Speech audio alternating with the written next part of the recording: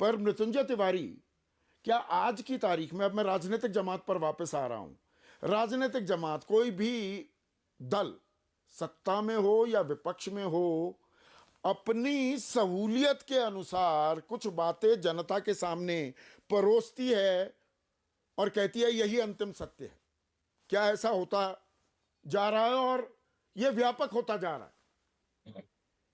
देखिए संदीप जी, सबसे पहले तो विजयादशमी की न्यूज़ 24 के सभी दर्शकों को और आप लोग सभी, हम लोग जो डिबेट कर रहे हैं आपके साथ, सबको शुभकामनाएं देते हैं। आज बहुत ही शुभ अवसर है। विजयादशमी के दिन आपने बहुत ही सही बातों पर डिबेट रखा है कि असत्य पर सत्य की जीत। तो अब जो राजनीति का धर्रा है, जो राजनीति का डिजाइन है, वो इस तरह हो गया है कि लोगों को लगता है कि ज्यादातर असत्य ही बातें कही जाती है। और पिछले कुछ दिनों से, जो पिछले 7-8 वर्षों से, तो इसकी स्थिति और प्रकाष्ठा देखने के लिए मिली। जब आप सोच लीजिए, आदरणीय प्रधानमंत्री जी जब 2013 में प्रधानमंत्री पद के उम्मीदवार थे, 14 में घूम घूम कर क्या क्या उन्होंने कहा, लेकिन जब पूछा गया बाद में तो कहा वो जुमला था चुनाव का। तो अब असत्य राजनीति में, अगर असत्य इतना परमान चढ़ने लगेगा तो धीरे धीरे जनता के पास भी बहुत सारी मजबूरियां हैं।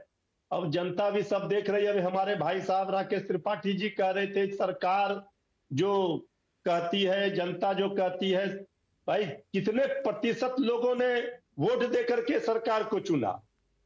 अगर आपको 60%, 68% लोग विपक्ष में वोट जनता ने दिया, इसका क्या मायने मतलब है? तो देखिए संदीप जी, एक बात स्पष्ट है, आज जिस ओर बढ़ पड़ा है, नहीं, वो देखिए, बहुमत जो लोकतंत्र है आंकड़ों का खेल है। जिसके पास ज्यादा लोग हाँ करते दिखाई दिए उनकी सरकार बनती है।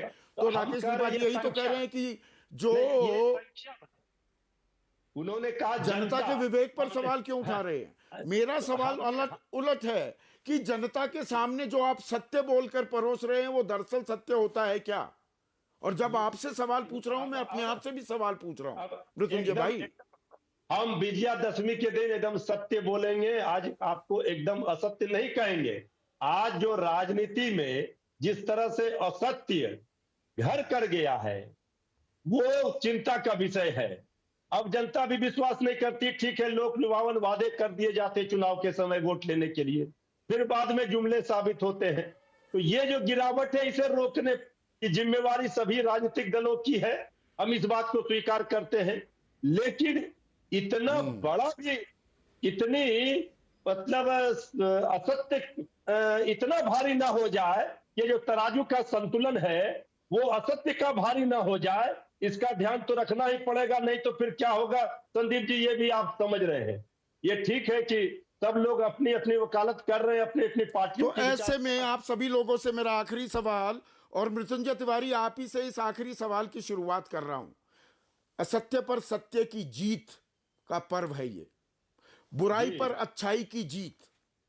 जी जी जी। तो महंगाई कोई अच्छाई तो नहीं है। महंगाई, बेरोजगारी, गरीबी, यही हम सांप्रदायिक सौहार्द का बिगड़ना, क्या हम इन बुराई पर, मैं तमाम आप चारों लोगों से और आपसे शुरुआत कर रहा हूं, उसके लिए क्या देश को एकजुट नहीं होना चाहिए?